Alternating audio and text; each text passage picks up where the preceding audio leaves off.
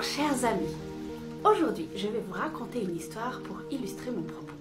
Il était une fois un roi qui avait un fidèle serviteur et ce serviteur n'arrêtait pas de lui dire au roi « Dieu est bon et il ne fait pas d'erreur ».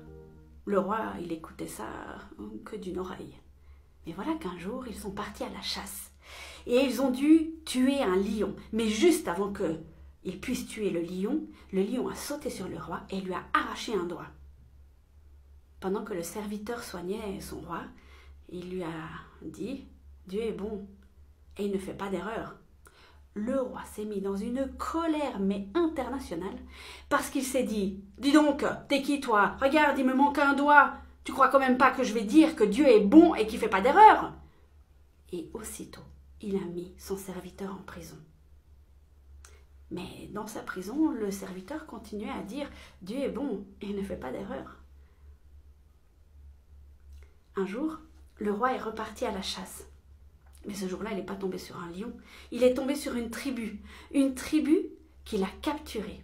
Et dans cette tribu, ils avaient une particularité, ils faisaient des sacrifices humains.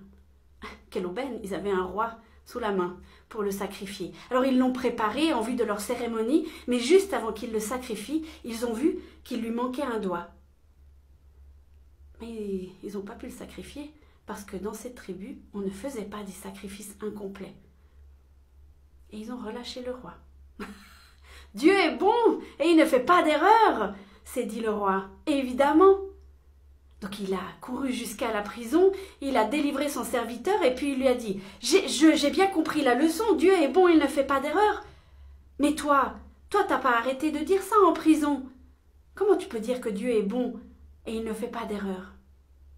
Le serviteur a souri, il a regardé son roi et il a dit « Si j'avais pas été en prison, c'est avec toi que je serais allé, et c'est moi qu'ils auraient sacrifié. » Cher ami, je te l'accorde, c'est assez facile de dire que Dieu est beau quand tout va bien. Souvent quand ça commence à aller de travers, il y a une pensée qui s'installe en nous très rapidement. Si Dieu était bon, pourquoi est-ce qu'il me fait passer par là? La petite histoire que je vous ai racontée au début, elle prête assez à sourire. Puis quand on a toute l'histoire, on se dit « Ah ben évidemment, heureusement qu'on lui a arraché un doigt, heureusement qu'il a mis le serviteur en prison. » Et on avait toute l'histoire.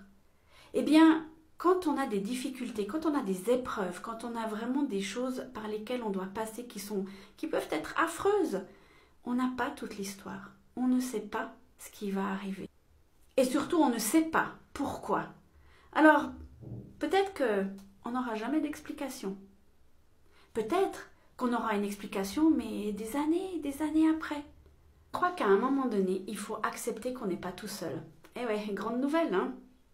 Et que ce qui nous arrive dans notre vie peut parfois servir à d'autres.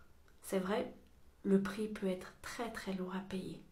Et ça peut être tellement difficile, tellement compliqué, mais on ne connaît pas la finalité, on n'a pas toute l'histoire. Je crois aussi que la bonté de Dieu, il faut la travailler, il faut l'intégrer, il faut la digérer, il faut la chercher et il faut vraiment s'imprégner de cette bonté, mais le faire quand ça va bien. Parce que quand ça va mal, comment est-ce que vous voulez faire si vous ne l'avez pas appris avant? Cher ami, je t'encourage cette semaine à prier pour que Dieu puisse te montrer sa bonté, même si tu es dans les pires moments de ta vie, parce que Dieu est bon et il ne fait pas d'erreur. Je te souhaite une excellente semaine, sois une bénédiction pour quelqu'un d'autre autour de toi aujourd'hui. À bientôt!